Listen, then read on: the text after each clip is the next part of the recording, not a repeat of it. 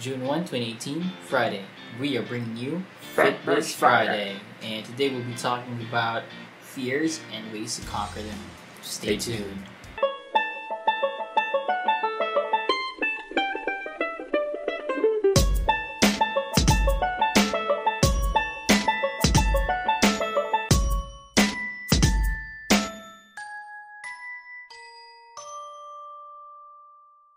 Welcome to Crowdspeak. This is Dax. This is AJ. We are bringing you FitBiz Friday, and we will be talking about some fears and ways to conquer them. So first, what are fears, or what is fear? Let's define fear by it's a rational or irrational emotion caused by a certain stimulus, thinking that stimulus cause harm or possibly death. Yes. Yep. So obviously, everybody's afraid of something. Mm-hmm. I don't think I've ever met someone na walang kinakatakutan. No. There's always something. Kahit nanay niya takot siya. Yeah. But that's not fear. That's not actual fear or phobia. It's not in the dictionary. It's a fear of getting whipped. Yeah. Yep. So basically, how we develop fears. There are a couple of theories. Mm-hmm. Well, may nabasa akong article na as a baby daw, we were only born with two natural fears instilled in us. Yep. And those are fear of loud noises and fear of heights. Okay. So fear of loud noises kasi syempre, di ba, it is actually very observable na pagka yung baby nakikita mo or nagugulat with a loud noise, tendency would be iiyak. Diba? Kasi siguro hindi pa sila accustomed dun sa loud outside noises. world. Yeah, outside world. And wala naman talagang basis kung gaano kalakas yung sound inside sa home ng nanay. Yeah. Or more likely it's muffled. Kasi di ba may tubig. And the other one, fear of heights. Kasi syempre, everybody's afraid of falling. Even animals. Maybe this was base sa genes natin, yung evolution natin. As humans. Kung parang residual na fears. If naniniwala ka sa theory of evolution ni Charles Darwin. Yep. Or of course, if you believe in creationism. Pero there's also another myth about how we develop fears. Kasi if you are familiar with Hinduism and reincarnation, ang sabi nila, you develop fears, or your fears is actually a manifestation of how you died in your previous lives. So again, if you're afraid of water, probably you drowned, or if you're afraid of heights, probably namatay ka by falling. Tumalak ka sa cliff. Or tinulak ka sa cliff. Tinulak ka sa cliff, or you parang you died in a plane crash. Something like that. So, of course, wala namang scientific basis yun kasi it has something to do with religion. Logically speaking, wala pa ring basis. Pero you're gonna think about it. Yeah, it's something something you would actually be considering thinking about it. And of course, we'll be discussing some types of fears. Kasi if we're gonna talk about everything or all of the fears, it's gonna take too long. There are hundreds of fears out there. And each fear has a name. Of course, if you guys are familiar with phobias, this is a scientific name for that. Yeah, let's get to that first. Alright, so one of the first fears we'll be talking about is zoophobia, or fear of animals. Basically, the fear of animals. Kasi, especially if you're young, diba? Takot ka sa aso, takot ka sa yun ang hindi ko anything furry. Kasi merong babies na may takot sa aso. Kasi merong mga babies na tinatakbuhan yung aso. Well, hindi ko kung nature or nurture. Yeah. Siguro nature, nurture, yung upbringing ng especially kung exposed yung bata sa animals. Diba? Depende rin kasi siguro parang residual na instinct. Kasi from being, diba, cavemen. Siguro mas intimidating yung vibes ng So syempre, diba, before we had to fend the cavemen had to fend themselves. Fend for themselves against animals or against wild animals. And another one is entomophobia, which is the fear of insects. I personally don't like insects. Si Antonio. Specific insects. Si Antonio. Anything that crawls. Tapos pagka yung ginapakan ka, nakamakati. Pero I'm not afraid. I just don't like them. Pero some people actually have a parang big fear of insects.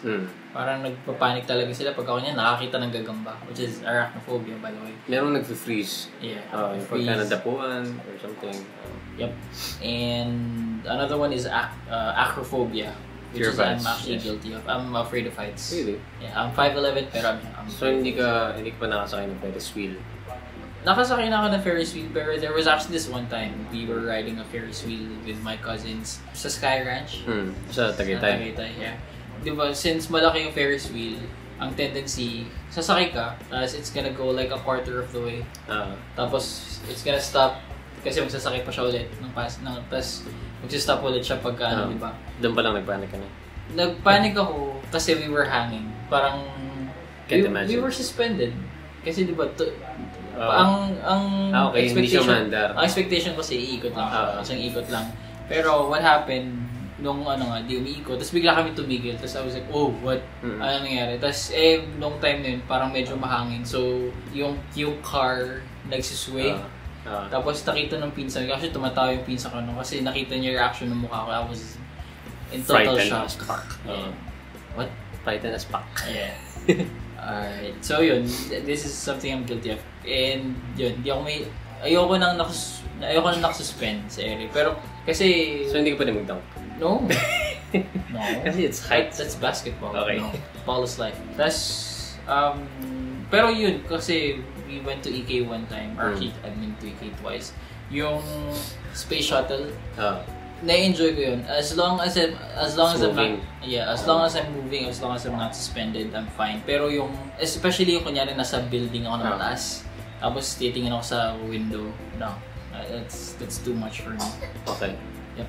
And next one is glossophobia, which is basically the fear of public speaking. I had this before. You had? Meron pa rin ako kahit konti. Pero as time goes by, kasi I was an introvert. I was an introvert. Yeah. Dahil nga sa, sa training ko sa job, sa work, nag-evolve ako into an ambivert. Yep. Tama ba yung evolve? Hindi ko alam. Well, I developed into an ambivert. Nag-evolve. Dati, pagka, nakwento ko na sa previous episode natin, na pagka nagre-recitation or presentation, I always, stomach feelings. This feeling in my stomach na I can deliver what I'm about to deliver pero hindi ko alam nangyayari. I was actually blanked out. Kumbaga naka-autopilot ako. Yeah. Ganun kalala yung fear. Tapos after that presentation, sumasakit yung tiyan ko for 1 hour to 2 hours. Pero ito kasi depende rin siguro kung, well again, it depends on how you were brought up. Kasi kung lumaki ka interacting with other people, with your kids, hindi ka siguro magiging as scared. Totally. Na-realize ko yan nung time na na-promote ako as workforce sa office namin. And as a workforce employee, kailangan mong mag-manage or mag-interact with different operations managers, supervisors. So na-develop yung yung kapal na mukha ko siguro. Or people skills. Yes. And after that, nagpe-present kami, I feel different. Parang hindi na ganun yung feeling as before. Ayun. Yep. And another one is pyrophobia. Fire. Fear of fire. So, nobody wants to burn. You don't want to go up. You don't want to die in a burst of flames. Pero I don't. Well, no offense sa mga may pyrophobia talaga. I don't understand why you fear fire. Kasi I know it hurts. Warmth. Pero you can safely manipulate it the way you na safe ka. Yep. And another one is claustrophobia, which is the fear of enclosed spaces. May mga tao, actually, I think I know some people who are claustrophobic. Pag pumapasok ng elevator, nagpa-palpitate or they become short of breath. Yeah, my brother is claustrophobic. Okay. Yeah. Nagkaroon ako ng episode na naging claustrophobic ako. Anong season? Hindi ko alam eh. Pero may this one instance, hindi ko alam kung anong naging cause, anong nag-trigger. Wala akong claustrophobia talaga. Pero yun nga, parang nung time na yun, I want to get out of that room. Room lang siya na small, tapos puno-puno na tao. Hindi ko alam kung enclosed space pa kung kinakatakutan ko or yung crowd. Yung crowd. Yeah.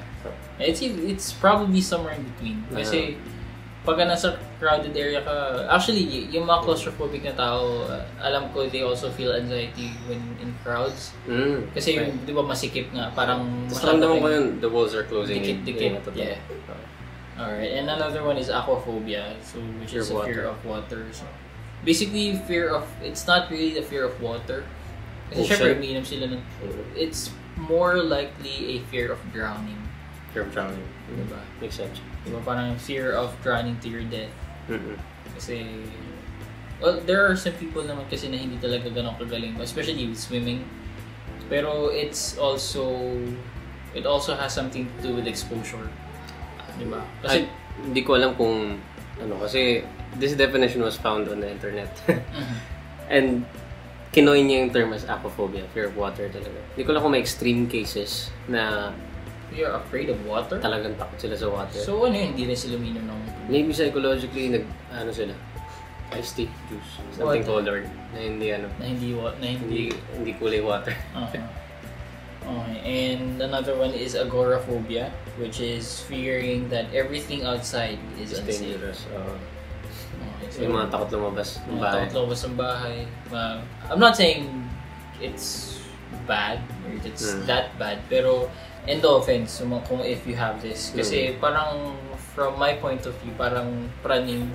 Diba? Parang siguro ito yung feeling nila, napapraning sila na pag lumalabas, baka masagasaan or baka may pumatay sa kanila sa labas. Actually, common case yan sa mga may PTSD. Yeah. Pagbalik nila ng country nila, tapos peaceful na lahat, hindi na nila kumbaga pag may PTSD ka, disturb na yung how you think about your environment, diba? Tapos pag lumalabas ka, napaparanoid ka na baka may pumatay sa'yo. Yeah. Yep. And another one is atropophobia, which is the irrational fear of humans. I don't get this. Your mom is human. You're human. Not unless you're part of the lizard clan. Maybe it's leaning more into human interaction. Probably. Kasi, something almost the same as glossophobia, which is for public speaking. Siguro parang, I think this is experienced by yung mga introvert talaga, really introverted extreme people. Introverts. Yeah. Kasi parang takot sila siguro interaction and partly rejection. Fear of being judged. Diba? So probably this is actually it's how it's developed. Again, kung ma-expose ka kasi talaga sa mga tao, it helps a lot. Diba? It helps prevent some of the fears, especially kung you were brought up to interact talaga with people. I don't know if introversion or extroversion is just a mindset. No, it's a real thing. Totoo yung sinasabi nila na introverts, once an introvert, always an introvert. Well, kahit mag-develop into an ambivert, meron ka pa rin. At some point, basically the difference with an introvert, ambivert, and extrovert. Okay, ang introvert kasi, they're usually the ones who prefer being alone. Or very small circle of friends. Very small circle of friends. Ang extrovert naman, they're usually the ones very outgoing, people person, sila yung mga bibo talaga. Yung mga introverts na e-energize sila or na-charge yung energy nila by spending me time. Extroverts, mas marami siyang kasama, mas charged sila. Yep. And then there are the people who are in between, mga ambiverts. Na basically, they can function as either one. May mga times na they're good in crowds, pero there are also some cases na mas gusto nila mag-isa. That's correct. So, some people say parang moody or something, pero it's not. It's really a preference. Kasi parang yun yung way nila kung para mag-relax. Paano hindi ma-relieve yung stress sa buhay. Alright. And the last one on our list is phasmophobia, which is a fear of ghosts. Normal to sa mga bata. Lalo na pag tinatakot sila ng... Kahit naman matanda ka na eh. Oh yeah, you're right. Well, kung matanda ka, ibig sabihin, nag-grow old ka as a with kid. This fear. Na-keep mo yung fear. Pero, depende rin eh. There are actually a lot of different ways to develop this. One is yung... I don't know what's wrong with yung mga matatanda. Bakit nila tinatakot yung mga bata? Sabi mo dyan. Maybe diba, para mapasunod, manipulation method. Still, in the long run, sige, during that time, makapasunod nila. Pero in the long run, it actually creates a scar. Yes. gives the kid, scars the kid, di ba? I had this one. I had phasmophobia. Kasi, syempre, di ba, parang magiging praning ka na rin na baka may something sa closet mo, sa ilalim ng kama mo, behind you. One reason kung ba't di ako nanonood ng horror, kasi bumabalik yung fear. Pero pag hindi ako nanonood ng horror, normal lang. So, nung time na nanonood tayo before ng Ghost Adventures, you were scared? No. Surprisingly, no. Pagka Ghost Adventures, no. I find it relaxing? Fascinating. Other than that. Kasi ako, one of the reasons kung bakit ako nanonood ng horror movies, I know it's weird, pero gusto ko tinatakot sa sarili ko. Ganun. Yeah, parang natetest yung... Parang nakwento mo na yata sa bravery. Tapos mga may kandila sa bahay. Yeah, that was weird. Kasi sarado yung bintana, fan. Okay, we've tackled all the... Some types of fears. And, well, we'll just be giving you some tips on or ways to conquer these fears. Pero it's not, these tips are not set in stone, syempre. Meron kayong ways on dealing with your fears. Your own fears. Pero these are some of the ways for you to conquer fears. These are the most suggested. One is, of course, breathing exercise. Kasi ang tendency naman, especially if you have a very strong fear of something, nagha-hyperventilate or you become short of breath. Whenever your stress or anxiety level spikes, bumibilis yung heart rate. Yes. Same as excitement. Yeah. Pero, your breathing is also affected. Yes. So, one of the ways to relax, kasi this actually helps. You just breathe in, parang hold it for like 5 seconds, tapos exhale. Merong akong nabasa na it's very interesting. Isingit ko lang for it's related to the silver lining between excitement and nervousness, anxiety. So, let's say, yung mga elite Olympic athletes, meron interview na tinanong sila, are you nervous? Or are you, they would always say, excited. I'm excited. So it's positive. Pero kasi yung symptom nila pareho. Elevated heart rate, tapos sweat, tapos your dilated pupils. Hindi ka mapakali.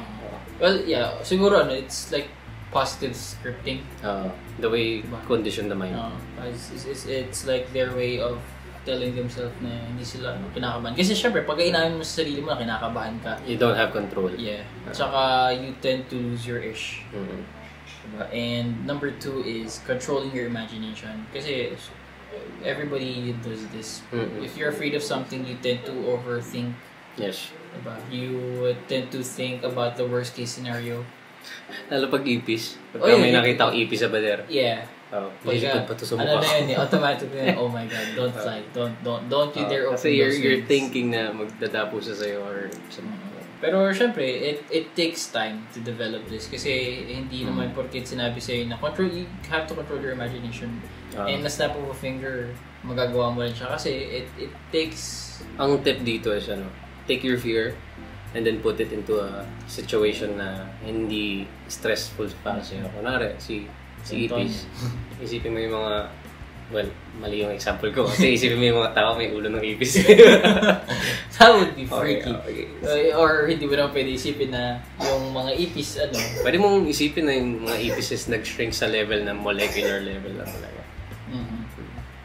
Yep. And yun, just, again, you have to develop this. This is actually a developed way to conquer your fear, or to cope with your fear. Kasi you don't really conquer it. And then number 3 is accepting the fear. Kasi syempre, if you don't accept na takot ka talaga sa isang bagay na to, diba? For example, takot ka sa ipis o kaya sa heights, diba? You're basically living your life lying to yourself. This is same with problems. Yeah. Kumbaga, aminin mo na may problema ka. May mga tao napapansin na consciously, pero para sa'yo, unconsciously, asshole ka, makipag-usap. Asshole ka makipag-usap, pero normal na sa'yo yung asshole ka. Pero yung mga natural yung mga tao around you, napapansin na medyo overboard yung pakikipag-usap mo. Pero unless hindi siya i-point out, like on that one episode of How I Met Your Mother, yung Lily is a loud chewer. Hindi napapansin ni Marshall until pinoint out sa kanya. Like that. So same goes with your fear. So you have to acknowledge it. Diba? Kasi if you're not aware, or kung hindi mo inaamin sa sarili mo na takot ka, hindi mo siya overcome. Hindi mo rin ma-address. Diba? And number 4 is continuous exposure. Little by little. Hindi mo naman siya bibiglain kasi it won't work kasi pagka binigla mo siya, you're gonna get traumatized. Diba? So, siguro increasing. Para increase mo yung, for example, kung takot ka sa aso, expose yourself to a puppy first. Vision. Okay. Kasi tignan mo lang muna. Yeah, or hindi kasi totoo yun kasi may mga takot sa aso. Kahit yung pictures, diba? Yung mga statues na aso, medyo hindi na sila komportable. So you have to start there para yung mga pictures, yung mga inanimate na accept your fear na takot ka dito, but at the same time, a picture won't hurt you. Kaya positive siya. Positive progress, kumbaga. Yep. Tapos yun, siguro after that, for example, yung sa dogs nga, you start with the inanimate objects, pictures, yung mga stuffed toys, tapos yung mga statues, tapos little by little, parang pagka medyo nagiging komportable ka na dun sa mga bagay na yun, you start going out of your comfort zone again. Yeah, with the puppy. Level up. Level up ka sa puppy. Tapos, siguro kasi pagka nag-i-interact ka, especially with something as cute as a puppy, mawawala naman siguro. Pagka may takot ka sa aso, kahit puppy, medyo iwas ka. Pero not as much as an adult dog. Yeah. Diba? So, probably siguro, you can adopt the puppy para habang lumalaki siya, diba? Na-lesson yung fear mo, na-develop din yung companionship mo. Plus, you save the puppy. Yep. And number 5 is use your loved ones as motivation. So, let's say, yun nga, sinabi mong example, fear of dogs. So, yung partner mo, meron siyang dog. Yeah. Kunwari, may partner yung dog mo. Yung partner mo may dog. Tapos yung dog niya, sobrang mahal na mahal niya. And then, you'll have to deal with it. Kasi mahal mo yung girl . Either that or magpa-coward ka at maghanap ka na iba. Kasi siguro parang you use the people you love as your motivation para ma-conquer mo or ma-cope mo yung fear. Kasi hindi mo naman pwedeng i-impose sa kanila na porket takot kasi isang bagay, dapat sila yung mag-a-adjust sa'yo kasi that would be unfair. Yes. Diba? So, for example, yun, kung takot ka, not just with dogs, kung, for example, especially yung mga takot lumabas, na parang yun nga, sobrang napaparinig nga sila na may mangyayaring masama sa kanila. Hindi naman pwedeng ilalock mo lang yung sarili mo sa loob ng bahay, diba? Magkukulong ko sa loob ng bahay. Kasi syempre, you would still need to interact with people. Hindi naman lahat ng tao pwedeng sila yung pupunta sa'yo. Especially kung PTSD case to na may family kang naiwan, tapos pagbalik mo, they have to go out, tapos naaya ka lagi ng mga anak mo na labas tayo. Pero hindi mo sila masamahan dahil nga you're being scared of what's Pero outside. PTSD is actually a lot different with yung going out. It's a lot different. It's a paranoia, kumbaga. Yeah, paranoia. And, paranoia and trauma. That's basically what PTSD is. And number 6 is, of course, if all of these fail, diba? Parang, if you've tried everything, if you tried all your self-help, get help. Yun yung best option mo. You have to admit na parang pagka hindi mo na talaga kaya i-cope or i-conquer, you need to get help. You need somebody to guide you through the process. Kasi malay mo may namimiss kang step. Yeah. Yun. And what are you afraid of? Bukod sa APs, Bukod sa APs? Okay. Kahit naman gano'ng kakamacho na lalaki, pag ang APs lumipad, you're gonna run for the hills. I don't know what this phobia is called, pero I had a dream na I was devastated nung experience ko yun. Parang fear of being alone. Kasi sa dream ko, that time, I was with friends. Tapos naiwan ko yung wallet ko sa bahay, so I have to go back to get it. Tapos pagdating ko sa bahay ko, ayoko pasukin ng family ko. And parang hindi nila alam. Fear of being left out. Or siguro ganun. Or kumbaga parang rejected by my loved ones. Hindi partner term. Hindi ito relationship. Yeah. Family, friends. Family, friends. Somebody I really care about. I hate to feel or I hate to think na magagawa niya sa akin. You're unwanted. Na ako lang mag-isa. No man is an island. Pero you were an introvert, so. But I still need somebody to lean on. Yeah. Yung mga ano. Lalo pagka times na things are hard. Things are hard. So, difficult. Things are difficult. I'll stop using hard. How about you? What's the thing that you're most fearful of?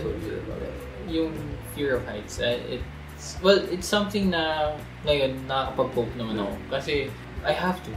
Kasi syempre, di ba? Especially pagka kunyari namamasyal ka, di ba? Sa mall.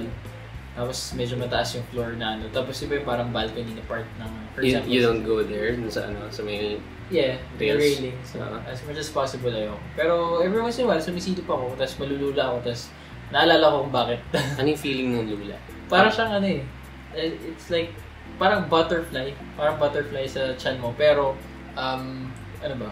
Pag nalulula ka kasi, parang feeling mo kahit na safe ka, you're standing on solid ground. Parang hindi ka safe. Yeah. Na anytime pwede kang malaglag. Or parang yung feeling mo yung kaluluwa mo nalalaglag. Parang pagka bumubulusok yung roller coaster. Yun, yeah. Yun. Ganon. Exactly that feeling. Exactly that feeling. Pero yun, planted yung feet mo. Tapos sumilip ka lang. Sumilip ka lang sa baba tapos naramdam mo na siya. Ganon, that's how it feels. So, yun yung part na nai-imagine mo na nalalaglag ka na. Kaya ano rin, hindi mo mapapasa akin aeroplano. I've never traveled by air. Mas gugustuhin ko mag-travel by sea. Pwede ka mong i-try na mag-travel sa aeroplano. Doon ka sa middle seat, wala sa window. I love the window seat. Talaga? Okay. Kasi pag sa kotse, I'd prefer the window seat. Pero, again, for now, siguro hindi pa ako papasa. Parang kung yung loved one mo, gusto mag-travel sa ibang bansa. No, wala tayong budget for that. I'll make up a valid excuse. Well, maybe if this channel kicks off, may sponsors na, di ba? Maybe we can... Let's see. Anyway. And... Quotes. Any memorable quotes that you can leave the audience? Well, there's one thing I read. I actually have two. One is from a movie. If you guys are familiar with After Earth, this was a movie with Will Smith and Jaden. The monster who can smell fear. Yeah. Will Smith's character said, "Danger is real, but fear is a choice." So, which is something I believe, pero not for everyone. Hindi siya applicable for everyone. Kasi may mga cases na parang kaya mo talaga i-overcome. Like interacting with people, doing a presentation, doing some things, doing something new, di ba? Na nahihinder ka kasi takot ka to try something new out. Pero parang it's actually a choice kung matatakot ka ba na gawin yun. And then in the future, you'll regret not doing it. Di ba? Or another choice is to para forget your fear. Tapos gawin mo lang. Kasi you never know, you might actually be good at it. Diba? And another one is from Bear Grylls. Said, courage is not the absence of fear. It's parang living with your fear. It's learning to live with your fear. Kasi ganun nga, hindi mo pwedeng hayaan na ikaw yung i-conquer ng fear mo. You can't live the rest of your life fearing something or someone, diba? At some point, you would have to confront. Same case with the cigarette. Yeah. You smoking a cigarette versus the cigarette smoking. Yeah. Diba? So, it's, parang yun nga, you need to learn how to cope. Kasi, parang sobrang restricted ka, sobrang hindered ka sa mga bagay. Which, again, I'm also considering, diba? Parang yung fear of heights ko, parang inuunti-unti ko, yun, pagka sa mall, sumisilip sa or pagka kunyari nasa mataas na building, sumisilip pa sa labas ng window. Yeah. So, yun, that's pretty much how I cope with my own fears. How about you? Any words you would like to leave? I have a saying from Lao Tzu. Siya yung nagsabi ng... Oh, that's him. The journey of 1,000 miles starts with the first step. Ang sabi niya, fear is the greatest illusion of all time. So, technically, yung example mo kanina, sinasabi mo na, ano ba to? Fear is a choice. Fear is a choice. Parang ganun. Parang same lang din yung mga saying nila. Because parang same din yung way how to overcome the fear. Yeah, how you perceive something. How you perceive the fear. How you view the fear. Yeah. Kung i-control ka mo ng fear mo, kaya mo, you will take action and control your fear. Yep. Ayan. So, basically, fear limits you in achieving greater things. Mm-hmm. Kasi nga, di ba, again, it hinders you, especially if you're afraid of something, or afraid of trying, di ba? Pero yung sabi niya na, it's just an illusion. It's all in the mind. Pero, I don't think it applies to everybody. Kasi, may mga rational talaga na fears na kahit na paulit-ulit mo sana lang sabihin na it's just an illusion, or it's not real. Give me an example of that. Well, yun nga, yung mga taong tako sa aso. Kasi, probably, one of the ways to develop a fear is trauma, di ba? So, yung trauma kasi na yun, it leaves a scar. So, hindi yung pwedeng sabihin na it's just like an illusion. That would be insensitive. Pero, the main idea here is you can overcome it. Yeah, everything can be overcome. Just change how you perceive. So, yep. That's it for this episode. Yep, that's it for this episode. Before we end this one, I just would like to greet some people. Yep. It's surprising na hindi natin na ano to sa umpisa. But, just shout out lang kay Ning. It's a ex-workmate of mine. She tuned in on our last episode. Oh. And she liked it. Ayun. And then my ex-supervisor from 2016 is actually an acquaintance of mine. And we're a bit close. And so, hindi na siya acquaintance if you're close. Medyo close acquaintance, borderline friends. Medyo friends, a bit friends, siguro level 1 friends. TLG, no, happy birthday. He had your birthday. His birthday, yeah. Yep. That's it. And anyone else? That's it. My girlfriend. Hi, Jack. Hi, Jack. Of course. Kahit di ka alam makinig. Ayun. Yep. You like this content, like, share, subscribe, of course. And like our Facebook page at Crowdspeak PH on Facebook, and you can send us a tweet on Twitter if you have any suggestions at Crowdspeak PH, and you can also follow us on our personal social media. Yep. Yeah, my name is Dax Vinida on Instagram, and I am at AGDRMS on Instagram. Yep. And yes, again, if you guys have any suggestions on anything you guys want us to discuss, especially if it's about fitness or business. Yeah. Fitness doesn't really mean just physical. We will also tackle emotional fitness, relationship with other people. Yeah. Diba? So if you have any suggestions, just message us on Facebook. And if you're afraid of something, or if you have your own fears, we'd be more than... Comment down below. Yeah, comment down below so that we can see those as well. Interact, right? And yeah, so see you guys next episode. That's all for now. This is Crowdspeak. Say it louder.